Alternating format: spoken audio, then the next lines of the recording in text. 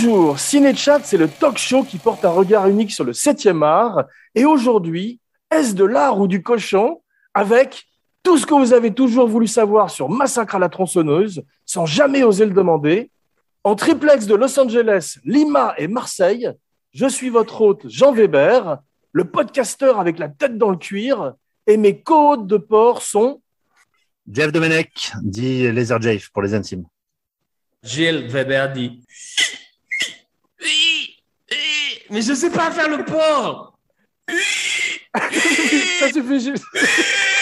Arrête. Et bienvenue dans Ciné-Chat. Ciné-Chat. Hein? On fait délivrance ou Massacre à la tronçonneuse pour le porc? Non, c'est pas la récré. C'est pas la récré encore.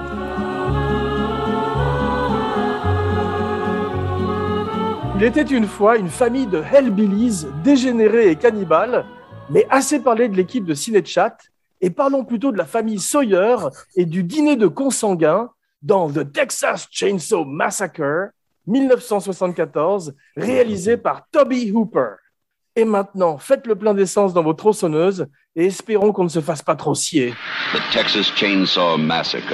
After you stop screaming, you'll start talking about it. Et tout d'abord, dans la famille tronçonneuse, je voudrais le frère. Bonne pioche, famille. Gilles, raconte-nous ta première fois et ensuite ce sera au tour de Leather Jeff de nous parler de la sienne. Je peux raconter une anecdote tout de suite? C'est pas la question que je t'ai posée, mais vas-y. C'est très difficile. En plus, tu as une cravate. J'ai la cravate de Leatherface, mais s'il te plaît, Gilles, tu te rappelles de la première fois que tu as vu quelque chose, une bande-annonce, une affiche? Non, je vais raconter une anecdote. Jeff, je sais pas si tu la connais, mais tu vas halluciner. Tout le monde croit que Leatherface vient de Ed Gein, qui faisait des chaises en peau humaine, des abat-jours en peau humaine, hein, un psycho-killer de l'époque. Tout le monde pensait que ça venait de ça. En fait, le masque de Leatherface, c'est le médecin de famille de Tobe Hooper, c'est-à-dire de toute la famille, le médecin de famille, qui pour Halloween a eu l'idée d'enlever la peau d'un défunt et de se la mettre sur le visage. Docteur Google. C'est pas incroyable? Ton médecin de famille trouve ça normal d'enlever la peau d'un défunt et de se la mettre sur le visage pour Halloween. Premier souvenir de Massacre à la tronçonneuse, c'est forcément les cassettes René Château. Ouais. Lorsque mon père entrait le vendredi avec des cassettes VHS, c'est-à-dire nous on se bouffait des Bud Spencer et des Jackie Chan avec mon frère, et mon père se prenait des Mini-Act Express, des Cannibal Holocaust, des Massacres à la tronçonneuse. Mais le fait juste d'avoir la cassette et la jaquette avec ces films interdits que vous ne verrez jamais à la télévision, ça te faisait peur, ça te faisait flipper, quoi. Et par chance, on était tombé sur la bande-annonce du film. Tu sais, avant, il y avait une dizaine de bandes-annonces sur les VHS. Ouais. Et ça a été traumatisant. Voilà, c'était la première Gilles, c'est un peu le même genre de première fois, toi et moi, quand on a découvert Massacre à la tronçonneuse, c'était les bandes-annonces à l'époque et on était terrorisés. Juste avec. Surtout, ce que je viens d'apprendre, c'est qu'on a la même mère. On a un petit peu la même enfance parce que tu as eu les cassettes René Château.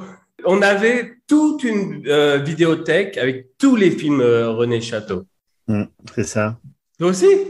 Les Bébel, les Delon, les Bruce Lee. Non, mais il n'y avait pas que Bébel, crois-moi.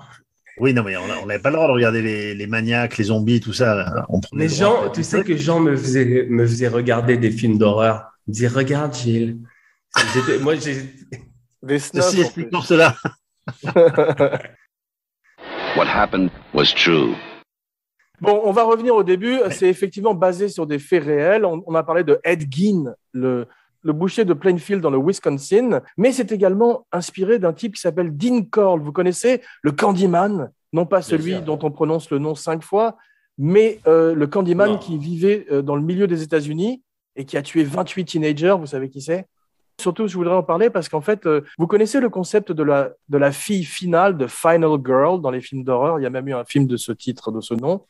Comme à la fin du film. C'est celle qui survit à la fin? Exactement. Comme Gilles dit et comme tu dis, celle qui s'échappe, celle qui survit à la fin. Eh bien, ça, c'est dans la vraie vie, une fille qui s'était fait kidnapper par ce type.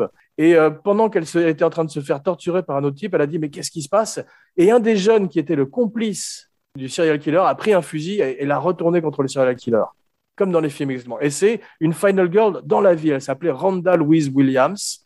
Et c'est ça qui inspire également notre ami Toby Hooper. Mais moi, j'ai trouvé que surtout l'inspiration première, c'était Scooby-Doo avec le van qui est derrière toi, Gilles. Ouais. Toby or not Toby. Savoir que Toby Hooper, puisque tu en parles, lorsqu'il est né, sa mère était en train de voir un film au cinéma à Austin et elle a accouché entre le cinéma et la clinique, quoi. Quel film? Je sais pas le film qu'elle a vu à cette époque-là, mais Bambi. Mais il a toujours été. Rosemary's Bambi. Tom Hooper a toujours baigné dans cette ambiance-là, parce que sa grand-mère lui racontait des histoires de vampires. Il a tourné un court-métrage de Frankenstein dans le motel de son père. Et son père avait un motel? Son père avait un motel, ouais. Avec des têtes coupées. Et ce qui est bizarrement, c'est que à la mort de son père, il y a des événements surnaturels qu'il a donné l'idée de Poltergeist plus tard. On peut parler un tout petit peu rapidement de Poltergeist. On dit que c'est Spielberg qui l'a mis en scène en souterrain. En partie, alors il y a pas mal de liens entre Spielberg, je ne sais pas si on y reviendra tout à l'heure, entre Spielberg et Hooper. Ouais. Bah, déjà, le nom de Robert Shaw dans Les Dents de la Mer. pas de Robert Shaw, de Richard Dreyfuss dans Jaws. Dans Les Dents de la Mer, ouais. C'est-à-dire que Spielberg était fan de Massacre à la tronçonneuse. Ouais. Et le chef-op du film était le chef-op de 1941. Wow. Et Spielberg l'a rencontré, il dit « Mais c'est toi qui a fait ce fameux plan sous la balançoire ?» Extraordinaire. Et là, Spielberg a arrêté le tournage. Il est allé dans la caravane, dans la loge de John Belushi. Ouais. Il a dit « J'ai quelques mots à dire à ce monsieur. » Et le chef-op dit « Il m'a interrogé pendant 1 heure. Il a arrêté le tournage en 1941 pour m'interroger sur le… » C'est drôle. Mais le film a plein de fans célèbres parce que Ridley Scott dit qu'il a envie de faire avec Alien Massacre à la tronçonneuse dans l'espace. Et c'est vrai que c'est son inspiration première, en particulier en termes de shock value, comme on dit en anglais. C'est un film qui, encore aujourd'hui, est très choquant. Je l'ai revu avant-hier. La scène du croc du boucher, même si on ne voit pas grand-chose, c'est terrible quand il tronçonne son petit ami devant elle. Tu as vu le titre de départ, c'est fromage de tête. Vous avez déjà mangé du fromage de tête? Gilles, tu as déjà mangé du head cheese? Attends, Massacre à la tronçonneuse s'appelait fromage de tête? Oui, le titre, le working title, comme on dit en anglais, c'est… Et ils se sont rendus compte que ça faisait pas très peur. Et toi, Jeff, tu en as déjà mangé du fromage de tête? Ils expliquent comment on le fait. Non, ça me rappelle juste une vanne dans Marche à l'ombre. Il n'a pas une thune, Michel Blanc, il veut acheter du fromage de tête. Ils n'ont pas un rond, la fille a fait 20 francs. Et ben pour ce prix-là, vous le gardez. Voilà, c'est tout. Fromage de tête, mais il avait du fromage sur la tête, en fait. C'est pour un… C'est ça. Au début, il s'appelait tête de fromage et ils se sont dit que ça faisait pas très peur. Ah non, c'est sûr, il avait une tranche de gouda avec des trous. Et pour finir avec Toby Hooper, avant de faire Massacre à la tronçonneuse, il avait fait un court-métrage et qui passait avant Zorba le grec. Wow. C'est bizarre. Il y a un film de Russ Meyer, ouais. Zombie le grec. Son premier long-métrage. Arrête de couper Jeff, hein.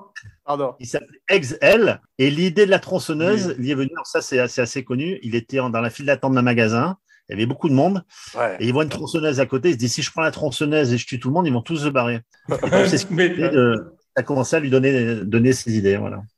J'ai pensé d'ailleurs qu'il pourrait y avoir un bon film d'horreur avec Black Friday, tu sais, ce jour où il y a les soldes énormes et les gens se marchent dessus. Là, tu pourrais faire un film d'horreur. Un pas très bon film d'horreur.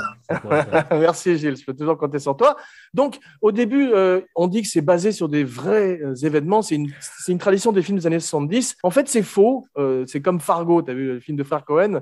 Ils disent également que c'est basé sur une histoire vraie, mais c'est pas exact. Je vois Gilles, tu lèves ton gros doigt. Je t'écoute, Gilles, c'est à toi. Je peux parler?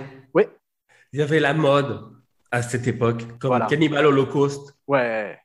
Des films comme ça, où on faisait croire qu'il y avait des vraies scènes dans les films. Exactement, et on parlerait des films qui sont inspirés par Massacre à la tronçonneuse.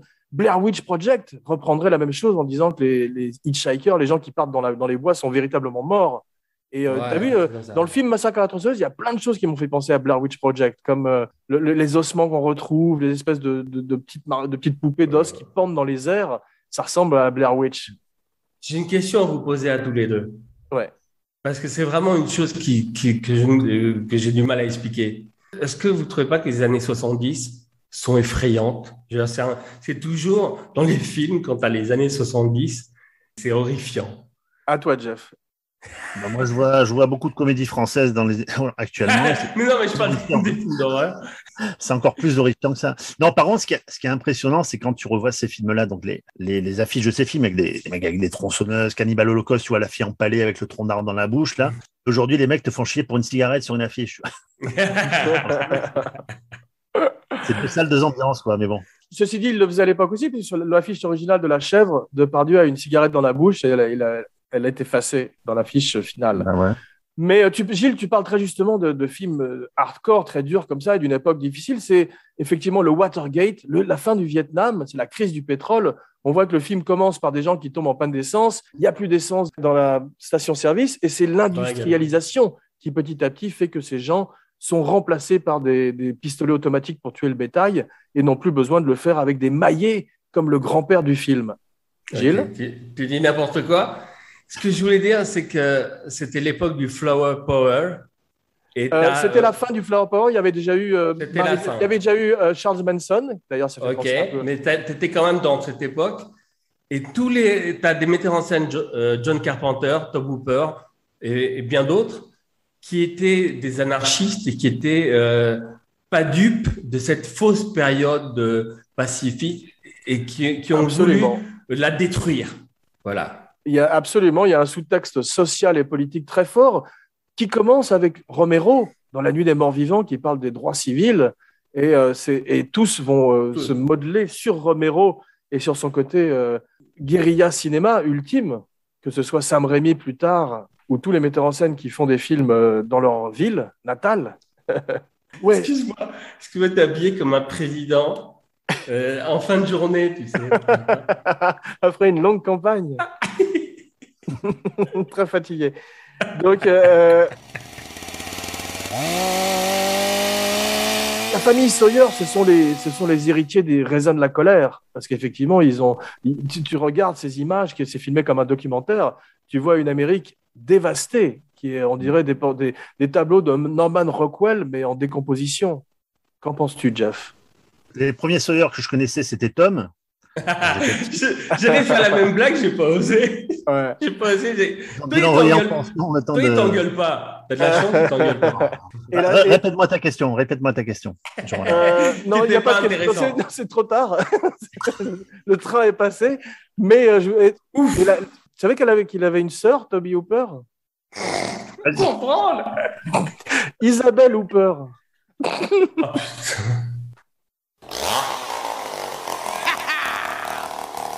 J'ai une anecdote extraordinaire. Vas-y. Vraiment. Vas-y. Tu te rappelles de Kubrick ? Il y a une photo de Kubrick. Il a fait des films. Où il y a Malcolm McDowell. Ouais, c'est ça. Ouais. Qui est en train de crever avec les yeux, en train de perdre la vue dans Orange Mécanique. Ouais. Et t'as Kubrick qui regarde ça avec une tête de bourreau sur la photo. T'as pas vu cette photo ? Si, je la connais, bien sûr. Ok. Pourquoi je dis ça ? Dans Massacre à la tronçonneuse, ils ont mis des animaux morts sans climatisation pendant plusieurs jours avec les gens qui s'évanouissaient. Et t'as un type qui revenait du Vietnam et qui a dit que le Vietnam était moins grave que le tournage. C'est drôle. Tu sais lequel d'entre eux a dit ça ? C'est Nel. C'est l'autostoppeur, celui qui ressemble à Adam Driver et Steve Buscemi. Comment s'appelle-t-il ? Neil quelque chose. Voilà, j'étais pas loin. Ouais. Jeff, tu avais vu La Dernière Maison sur la gauche ? Parce que c'était avant Massacre à la tronçonneuse. Et voilà, une tangente. De Wes Craven ? Ouais, c'était dans l'air du temps, cette violence. Je l'ai vu après, celui-là. D'accord. Mais c'est vrai qu'à cette époque-là, il y avait énormément de serial killers aux États-Unis dans les années 60 et 70 et qu'on se rend compte que le vrai monstre, c'est un homme. Et c'est ce que veut montrer Toby Hooper, un homme avec un masque. Et c'est ce que montrerait également John Carpenter quelques années plus tard avec son Halloween, un autre film fait pour un tout petit budget qui remporterait énormément d'argent. Parce qu'effectivement, tous ces films-là sont des énormes succès commerciaux et des énormes scandales. Est-ce que tu peux, Jeff, nous parler un peu de la sortie du film en France ? En France, le film a été présenté la première fois à Cannes. Alors, savoir que c'était à la quinzaine des réalisateurs. Et à la quinzaine des réalisateurs, il y avait quand même des films d'André Téchiné et Théo Angelopoulos. Et entre les deux, ils ont passé Massacre. Avec la tronçonneuse. pardon. Ensuite, il a été dans un festival où c'était plus approprié, qui était à Avoriaz. Et malheureusement, dans le jury d'Avoriaz, il faut savoir que ça avait Jacques Tati, Théon Antonioni et Agnès Varda. Donc, évidemment, le film n'a pas eu de grand prix. Je crois que cette année-là, c'est un film qui a été oublié. Et il a eu le prix de la critique. Voilà. Alors, il y a eu des projections en France. Il y a une projection mythique au Grand Rex en 78, avec plus de 2800 spectateurs. Il y avait autant de monde dehors qui attendait. Wow. Et il y avait des embouteillages monstres. C'est-à-dire les gens, peur d'arriver en retard, sautaient sur les voitures. Ça, c'est des gens qui ont été témoins de ça. C'est la pure. Et le film a été un événement. Malheureusement, le film a été censuré dans beaucoup de pays. 25 ans avant qu'il sorte, excuse-moi. Ouais. Et en France, c'est quand même grâce à René Château qu'on a pu le voir.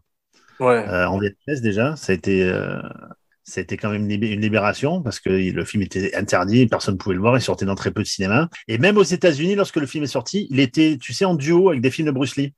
Ouais. Les gens allaient voir un film de Bruce Lee, allaient voir un film d'horreur, tu sais, dans les drive-in.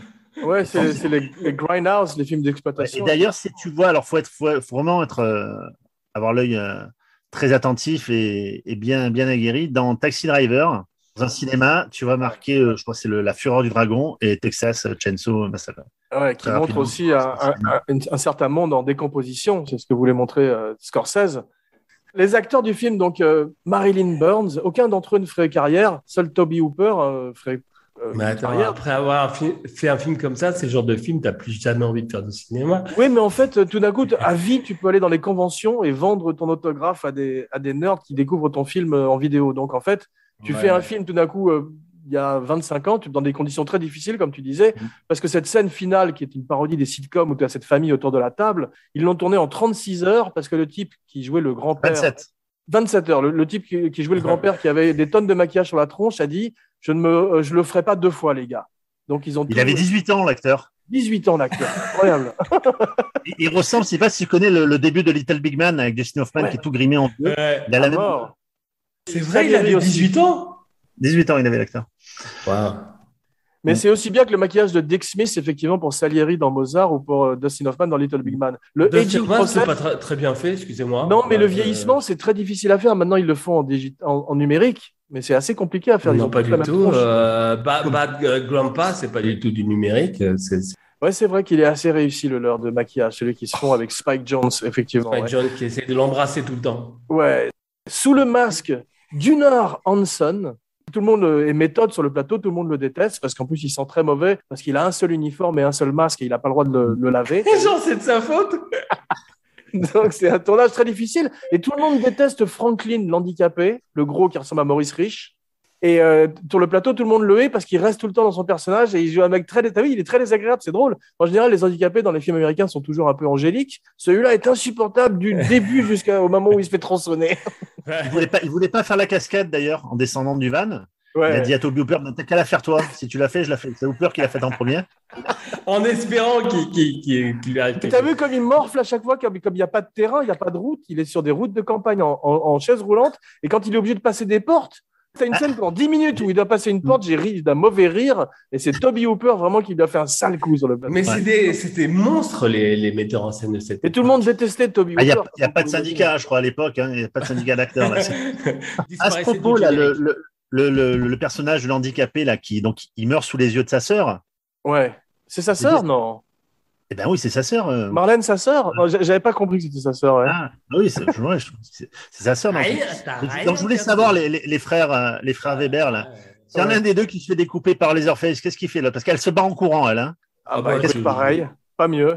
Parce que j'ai dit son frère il est en train de mourir et puis elle part. Bon. Ça va, ça... moi je pars en courant en disant faites un fromage de tête. Jeff. J'avais demandé à mon frère, quand on avait vu Predator, je lui avais demandé qu'est-ce que tu aurais fait si tu étais dans le groupe des militaires et il m'avait dit je serais mort. Je veux dire, c'est pour que tu vois à qui tu as affaire. Je veux dire, on est oui, mais 7 jours par semaine, on rit. 16 heures par jour pendant 4 semaines. On voit que malheureusement ça continue aujourd'hui et c'est ce qui fait qu'une chef opérateur est morte sur le tournage d'Alec Baldwin. Donc, effectivement, ce genre de conditions de tournage devraient disparaître aujourd'hui, mais elles existent encore. Et ils ont eu de la chance que personne ne meure sur Massacre à la tronçonneuse parce qu'ils avaient une vraie tronçonneuse, Gunnar Hansen, et elle passait à Oui, il y en quelques avait centimètres du visage des acteurs, t'as vu? Ouais, et même lui, lorsqu'il y a la scène où il se sectionne une partie de la jambe, là, il n'y a pas des. C'est-à-dire ils ont mis un steak, de la viande et une gaine en fer, et ils y vont vraiment avec du faux sang. Aujourd'hui, les films bidons là, de Blumhouse, avec leurs effets spéciaux à 2 balles, là, tout en numérique, là, au moins, celui-là, il sent la sueur, ce film. C'est ça qui rend le film culte, tu vois. C'est vrai. C'est étonnant parce qu'il y a très peu de gore et de sang, tu as vu, pour un film qui est aussi violent. Mais en fait, le film, c'est l'antithèse du gore, hein, parce que tout est imaginé. C'est l'imaginaire du spectateur, en fait. Quand tu parlais tout à l'heure, l'actrice accrochée au croc de boucher, on ne voit absolument rien. Non, mais t'as vu, elle avait vraiment mal. Elle avait vraiment mal, la fille. Elle dit que ça l'a aidé dans sa performance parce qu'il elle a eu le bras arraché avec du vrai sang quand elle court dans le bois. Ah ouais. Et Tom Hooper a dit. Et quand le grand-père de 18 ans lui suce le doigt, ils lui ont vraiment coupé le doigt parce que ça marchait pas, le effet spécial. T'as des anecdotes qu'il faut que je vérifie. Mais c'est vrai que Leatherface devient un personnage iconographique. On va voir qu'il y a 7 films, des reboots, des remakes, des prequels, des requels, des sequels, tout ce que tu veux. C'est une espèce de Quasimodo redneck qui devient aussi célèbre que Freddy Krueger ou Ghostface. Quasimodo, c'est quoi Esmeralda? Esmeralda, c'est celle qui court. T'as vu, elle passe 2 fois par une fenêtre. C'était une cascadeuse, mais à l'arrivée, elle se fait vraiment mal. C'est vraiment l'actrice. Et tout le monde s'est blessé très violemment pendant le tournage. Le film est tourné en 16 mm, ce qui lui donne ce feeling de documentaire. On a l'impression de voir des news. Ça commence par des news. Toby Hooper est inspiré par les news qu'il entend à la radio. C'est pareil pour La Nuit des Morts Vivants. C'est toujours cette espèce d'ambiance. Watergate, Vietnam, qui plombe l'Amérique. Est-ce que quelqu'un sait qu'il y a eu un jeu vidéo de ce film? Ouais. Quelle console, Gilles? Atari 2600. Et je crois que c'est le même mec qui a fait E.T. C'est pour en revenir à la scène, tu sais, où elle traverse la vitre. Ouais. Bon, déjà, il y a un petit faux raccord parce qu'elle casse la vitre, donc tu vois des morceaux de vitre. Ouais. Et le plan se relève, il n'y a plus aucun éclat de verre. Mais il y avait ils ont découvert un champ de marijuana derrière cette maison. Et c'était fini. Les techniciens n'ont rien dit, évidemment, ils se sont rendus compte plus tard. Et celle qui dit la cantinière, ce jour-là, elle leur a fait des space cakes, tu vois. Et non, c'est véridique. Hein. Et Leatherface, donc, on a pris Gunnar Hansen. Wow. Et Marilyn commence à lui parler. Il ne me parlait plus, il faisait que des rocs. Je dis, bon, ça va, il est dans son personnage. En fait, il était complètement ailleurs. Wow. La scène où il l'a poursuivi dans l'escalier, complètement azimuté parce qu'il avait bouffé. Il ne savait pas qu'il allait manger ça, tu vois. Et dans les tensions qu'il y avait, il y avait un des techniciens qui a tourné dans le 2, justement, qui s'appelait Lou Perryman. Il s'est bastonné avec Toby Hooper. Il s'est frappé, il a sauté carrément sur le tournage. Il faut savoir qu'il n'avait pas assez d'argent. C'est-à-dire qu'il devait envoyer les bobines tous les soirs à Dallas. C'est impressionnant qu'il les tournait. Il n'avait pas d'argent. Il avait juste du scotch et des étiquettes. Et il faisait toutes les poubelles du quartier pour récupérer des boîtes en carton pour pouvoir les envoyer. Incroyable. Et bizarrement, Lou Perryman, qui avait tourné aussi parce qu'il a tourné dans le Massacre à la tronçonneuse 2, est en Poltergeist. Et il fait malheureusement de cette fameuse malédiction de Poltergeist, puisqu'il a été assassiné chez lui à coups de hache. Ouais. Wow. Voilà. Donc, encore une bonne nouvelle. Ouais. Voilà. Mais les acteurs de Poltergeist ont disparu de façon bizarre. J'ai une petite anecdote sur Poltergeist, parce que j'aime bien aller dans les cimetières. Et quand je suis allé à Los Angeles, je suis allé dans un cimetière, la tombe de Marilyn, tout ça, et je vois la tombe de la petite gamine, les Zero Rook. Il y avait une petite peluche, un petit vase, et je te jure, j'approche juste pour faire une photo. Au moment où j'approche, il y a un coup de vent, il y a le petit vase qui tombe. Putain, je suis parti en courant, je sais pas. Il y a une toute petite main qui t'a accroché. Dis donc. En parlant de classiques de films d'horreur, j'ai trouvé que c'était vraiment très inspiré de Psychose, en particulier le motel Bates et la maison de Psychose. Elle ressemble énormément à la maison de la famille Sawyer. La grand-mère momifiée aussi. Exactement, il y a plein de clins d'œil, puisque on voit que plans aussi, Psychose est basé également sur Ed Gein, comme Le Silence des agneaux. Et Buffalo Bill a un antre qui rappelle aussi celui de Leatherface. Exactement. Très, très, très beau d'ailleurs. C'est la première fois qu'on voyait des ossements et qu'on entrait comme ça dans l'antre d'un serial killer. Ça deviendrait un énorme cliché dans toutes les séries télé sur les tueurs en série. Mais à l'époque, ça fait très peur. Il y en a un qui était bien aussi dans True Detective, le Yellow King. Il aussi est une espèce d'hommage à ces rednecks de l'enfer. Rob Zombie a basé sa carrière sur ce film, quasiment, sur des Hellbillies. C'est beaucoup moins bien fait que le film de Toby Hooper. La colline à des yeux. La colline à des yeux, très bon exemple, effectivement. J'aime bien le remake d'Alexandre Aja. Ouais, ben d'ailleurs, je pense qu'Aja, il fait un petit clin d'œil. Tu sais, le mec, à un moment donné, il est enfermé dans un frigo. Ouais. Déjà, comme la fille qui se fait attacher au croc-boucher, qui est enfermée aussi dans le frigo dans Massacre à la tronçonneuse. Ouais. Absolument. Je pense que c'est des petits clins d'œil qu'il a. C'est vrai. Il y a les plans sur les yeux révulsés de Marilyn Burns aussi dans Massacre à la tronçonneuse. Ouais. On voit dans Psychose. En fait, c'est clair que chacun s'inspire de ce qu'il y a de mieux. Effectivement. Mais la différence, c'est que dans Psychose, on montrait pour la première fois des toilettes, alors que là, ils montrent carrément un handicapé sur le bord de la route en train de pisser dans une boîte de café. C'est-à-dire qu'en 14 ans, on a fait des progrès. T'as vraiment des anecdotes très étranges. La mafia a les droits du film. Tu connais un peu ça, Jeff? Tu peux nous raconter? Ah non, pas du tout, dis-moi. Ah bon, non, mais en fait, ce qui se passe, c'est que personne n'a gagné d'argent sur ce film parce que la mafia a récupéré les droits et c'est eux qui ont gagné beaucoup d'argent jusqu'à ce que le type qui avait les droits... Comme il a thune. Surtout, t'as pas... Oui, c'est ça. Début. C'est ça. Mais un petit peu, tu sais, vous connaissez l'histoire de ce qui s'est passé avec La Nuit des Morts Vivants, comme personne n'a gagné d'argent sur ce film? Non.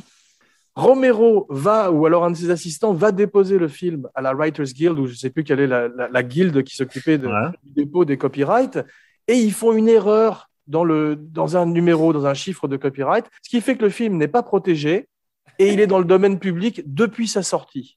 Vous pouvez aller sur YouTube, il y a 150 remakes de La Nuit des Morts Vivants. C'est immonde. Ils n'ont jamais gagné rien du tout, Romero, alors c'est un peu le père de l'horreur moderne. Est-ce que je peux poser une question qui fâche? Vas-y. Qu'est-ce que vous avez pensé en revoyant Massacre à la tronçonneuse? Qu'est-ce que vous avez pensé maintenant avec votre œil après 30, 40, 50 ans, après l'avoir vu depuis autant d'années? Vas-y, Jean, je te laisse. Non, je t'en prie, Jeff. Vas-y. Ah, ben les deux. Sincèrement, moi, je me mets toujours dans le contexte de l'époque quand je vois ce genre de film. Et je trouve qu'il y a un des acteurs majeurs du film, c'est la bande-son, déjà. Oui. C'est-à-dire que je crois qu'il n'y a même pas de musique dans ce film. C'est des bruits. Il avait refait une projo à Cannes du film en 2015. Il avait demandé au mec technicien, surtout mettez le son à fond, parce que ce film doit s'écouter avec la son. Ouais. Et moi, il y a toujours un climat malsain quand je revois ce film. Voilà, c'est quelque chose qui te prend aux tripes. C'est un film, comme je te disais tout à l'heure, qui sent la sueur par le grain de l'image, partout. Et les acteurs qui sont tout le temps en sueur. Je suis d'accord avec toi. Moi, j'ai trouvé que c'était, en le revoyant, j'ai trouvé que c'était vraiment un film très précurseur, incroyablement parce que voilà, tu as des polars français qui ont 15-20 ans, tu peux plus les revoir tellement que c'est ridicule. Ouais. Et là, le film, il a 45 balais, bientôt 50, quoi. Et tu te dis, putain, mais comme pour l'époque, et le film traverse le temps. Après, c'est pour ça qu'il est devenu culte. Hein. Mais quand tu vois les films de Rob Zombie comme House of a Thousand Corpses, où tu sais la suite, ce sont des films qui sont tellement inspirés par Massacre à la tronçonneuse qu'ils ont emmené Massacre à la tronçonneuse pour une nouvelle génération, si tu veux, en le faisant un peu moins bien. Qui n'ont pas le cachet. Non, original, effectivement. Alors aujourd'hui, voilà, la jeune génération diront ça manque de sang, etc. Quoi, tu vois. Et même quand il y a du sang, parce que tu regardes les nouveaux films, par exemple le dernier Rambo, c'est 10 fois plus violent que les films des années 70. Ouais, Rambo est devenu Jason, c'est vrai. Ouais. Non mais sans rire. Les derniers films, pas. T'as remarqué que les films sont très violents, mais il n'y a pas comment dire, c'est pas aussi impactant que les films de cette époque. Tout à fait d'accord, et j'ai une réponse à ça pour toi. Le sang numérique. Quand tu vois ces giclées de sang en numérique, c'est tellement pas crédible du tout. C'est une époque où donc c'est quand même Romero qui a fait le premier pas. Parce qu'avant, les films d'horreur qu'on voyait, nous, en tant que gamins, c'était les Bela Lugosi et les Boris Karloff, quoi, tu vois. On avait peur quand même. Quand tu avais 7-8 ans, tu voyais Dracula en noir et blanc, tu avais un peu peur quand même. Bien sûr. C'est vrai que des mecs comme Romero Carpenter ont apporté quelque chose, et évidemment Argento. Je trouve qu'ils n'ont pas de mérite, les mecs aujourd'hui. C'est pour ça que les productions Blumhouse, ça me sort un peu par les yeux. Moi, j'aime bien The Purge. Je trouve que c'est quand même un postulat très fort de la purge. Le premier. Ouais, mais c'est plus un thriller qu'un film d'horreur quand même. Hein. Enfin, dans l'esprit. Ouais. C'est presque un film de science-fiction, effectivement, presque. Ouais, c'est un peu des justiciers dans la ville, des trucs comme ça. Est-ce qu'on peut revenir à ce que j'ai dit au début, parce que vous allez voir en recrutant les bandes que j'ai raison, que les années 70 sont un cachet qui fait que l'horreur est beaucoup plus impactante que maintenant. Bien sûr, parce que s'il y a ce côté documentaire, j'insiste. On a l'impression qu'on assiste réellement, on ne connaît pas les acteurs en plus. Pour la couleur, l'ambiance, je ne sais pas, il y a quelque chose. Parce que déjà, il n'y avait jamais eu de film d'horreur en couleur avant. tu vois. Ah, merde. C'est Non, un premier, mais c'est parce que tu trouves pas que, je sais pas, il y a une quelque ambiance, chose. bien sûr, ouais. Il y a une fausse époque de Peace and Love qui est fausse. When the moon is in the seventh house.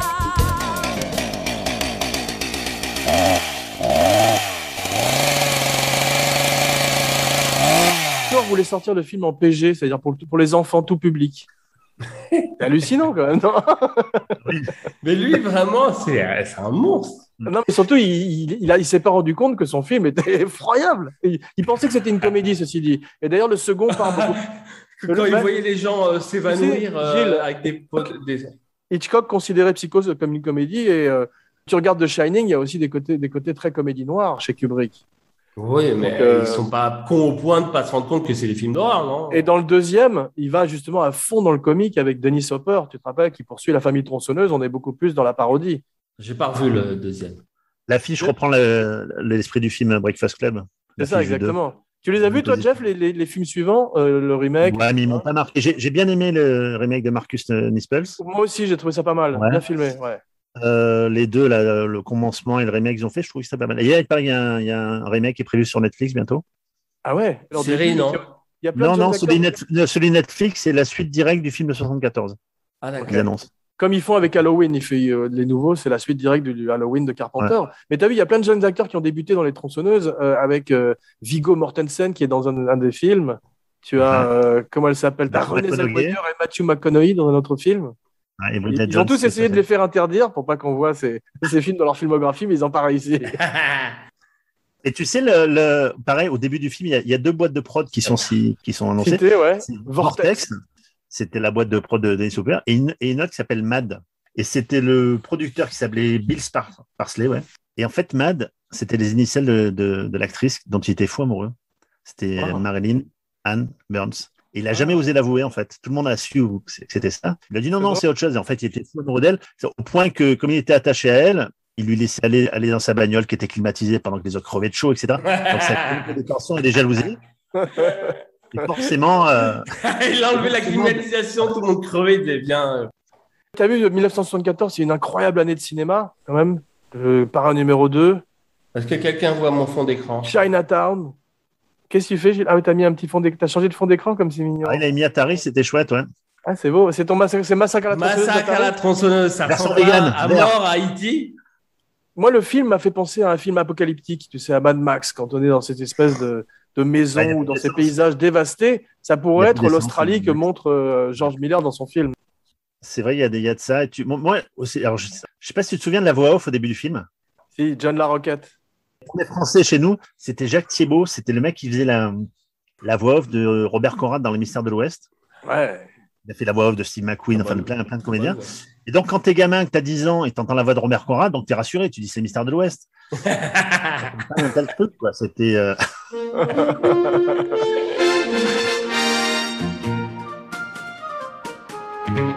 John LaRoquette a dit dans un talk show qu'il a été payé 1 juin pour sa voix off. Mais c'est bien, pour l'époque, ça équivaut à 100 000 $, non? Et il dit qu'il a jamais vu le film et Guillermo del Toro est devenu végétarien après avoir vu le film pendant quelques mois. Quelques mois, parce qu'il a pris du poids entre temps. Hein. Après, il est reparti vers les burritos. C'est le Tu te joueur. souviens, c'est la première apparition de Leatherface derrière sa porte, là. Ouais, dans Vous cette pièce rouge qui ressemble à du David Lynch. Et quand il ferme cette porte en fer métallique, on dirait une guillotine. Ça, c'est un truc Ouais, traumatisé. iconographique. Ça, c'était dans la bande-annonce, je m'en rappelle, et c'était terrifiant. Et comme il rattrape la Marilyn Burns qui a l'air d'être une marionnette dans ses bras, t'as vu? Une poupée. D'une main, là, comme ça, c'était impressionnant. Ouais, et c'est incroyablement terrorisant parce que c'est un vrai géant et qu'elle a vraiment l'air d'être une marionnette brisée entre ses mains. C'est très bien filmé, je trouve, le film. Je trouve que Toby Hooper, quand même, est un formidable metteur en scène, même si par la suite, il n'aurait peut-être pas une carrière aussi brillante qu'il l'aurait aimé. Parce qu'il Après, il a est même entré dans Hollywood. Ouais, non, mais il a quand même fait un film qui s'appelle The Mangler. Tu sais, c'est l'époque où Stephen King faisait n'importe quoi. C'est un livre où tu as une machine à laver le linge possédée. Genre Christine. Le Crocodile de la mort, il l'avait fait aussi. Lequel, pardon? Crocodile de la mort. C'est ça, voilà, exactement. Ouais. Il y a eu Massacre Crocodile de la Massacre mort. dans le train fantôme. Enfin, ils ont essayé de décliner le truc. Ouais. Dans le film, je ne sais pas si tu as remarqué, mais les 4 personnages meurent en moins d'1 quart d'heure. C'est hyper rapide. Ouais. dure 1h25, mais en un quart d'heure, il en tue 4. Ouais. Il en tue 4. Ce qui est très bien fait, c'est comme Leatherface apparaît toujours très subitement derrière eux. Ça fait très peur, t'as vu? C'est toujours Ouais, une ouais, espèce ouais. de- Et alors, il y a eu 2 scènes coupées dans le film. À la tronçonneuse. J'attendais. Lequel des deux allait me faire la vanne? Si j'avais dit ça moi, je me serais fait engueuler. Au moment où ils cherchent la maison, les deux premiers, le premier couple, ils voient une tente où il y a qui a été coupée en morceaux avec du sang, donc ils s'inquiètent un peu. Ouais. Et la deuxième, c'est Leatherface qui se maquille. Ouais. Parce qu'on voit son maquillage à un moment donné, on comprend pas pourquoi.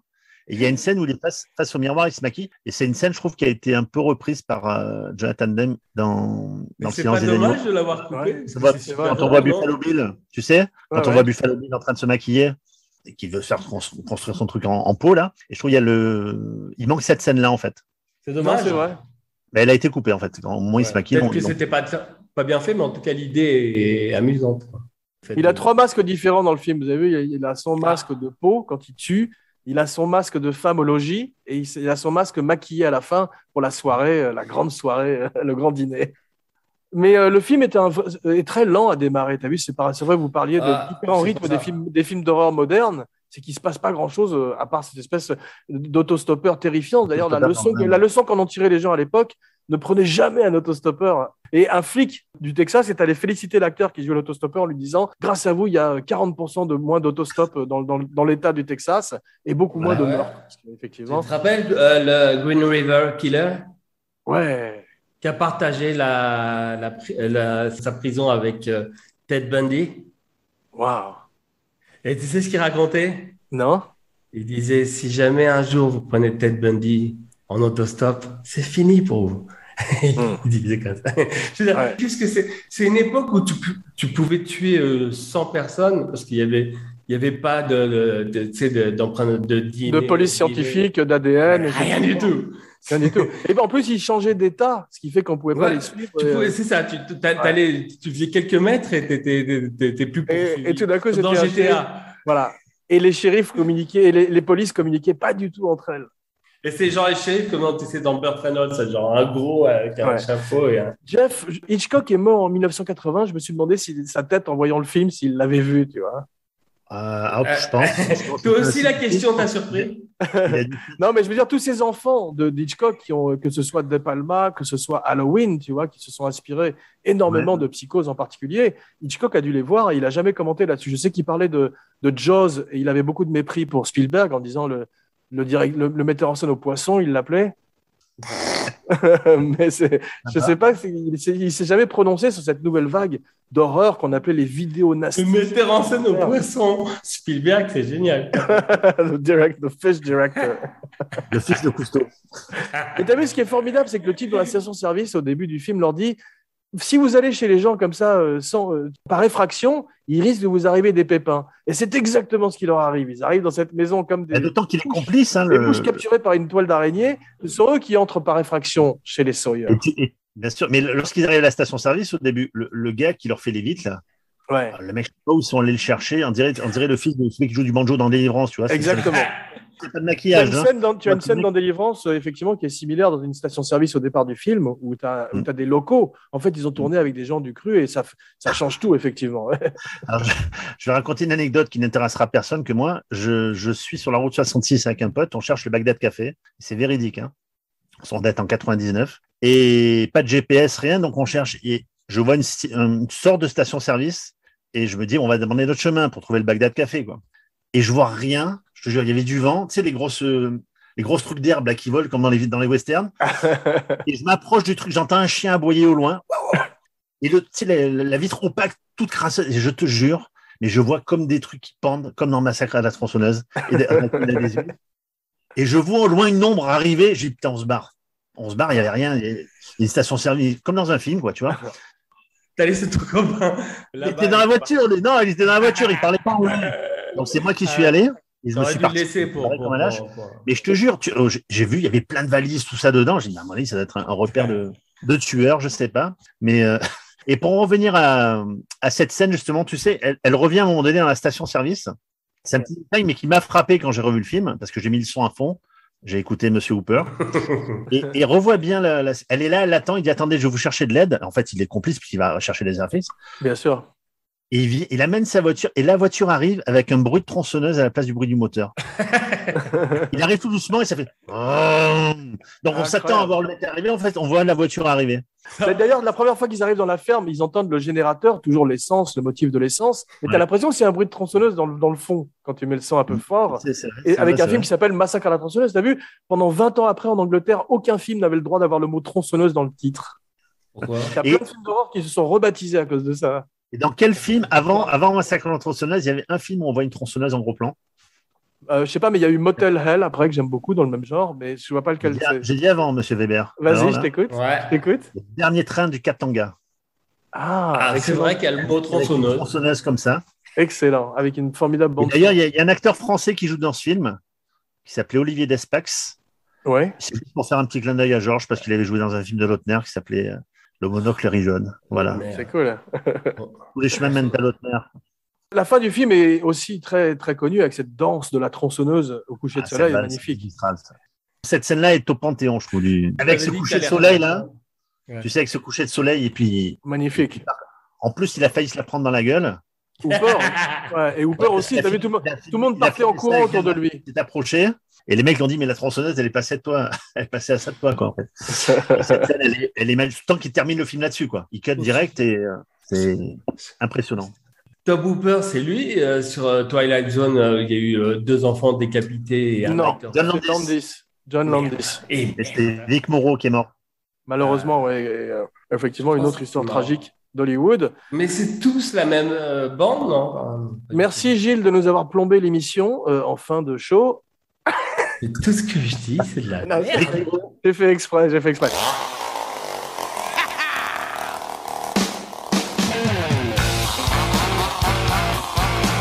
Bien, mes amis, jetons-nous au travers d'une fenêtre car nous voici rendus aux abattoirs. Merci mes cochons pour ce trip au pays de la tripe. On choisit ses amis mais pas sa famille. Moi je vous ai choisi. Moi je vous ai choisi tous les deux pour ce show et je ne le regrette pas. Rendez-vous bientôt pour une surprise. N'oubliez pas de liker, de partager, de commenter. La surprise, c'est que je serai pas là. N'oubliez pas de liker, de partager, de commenter partout où on écoute des podcasts, Ah, plus une t'inquiète. bonne critique et 5 étoiles sur iTunes. Et n'oubliez pas de souscrire à la chaîne Abracadapod sur YouTube avec les fantastiques vidéos de Romain Lenoff. Je voulais juste remercier mon pote Éric Lambert de m'avoir prêté sa Bible, un bouquin écrit par Julien Sévéon, et c'est une Bible qui raconte tout sur le film. Je suis Jean Weber. Gilles Weber. Jeff Domenech, Laser Jeff, pour les intimes, n'oubliez pas. Et à bientôt Ah, dans bientôt, Cinéchat. c'est Ciné- Cinechat.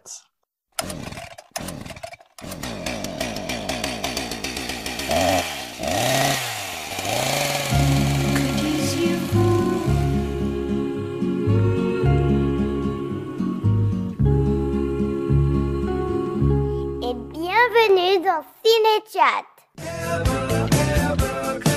Pod.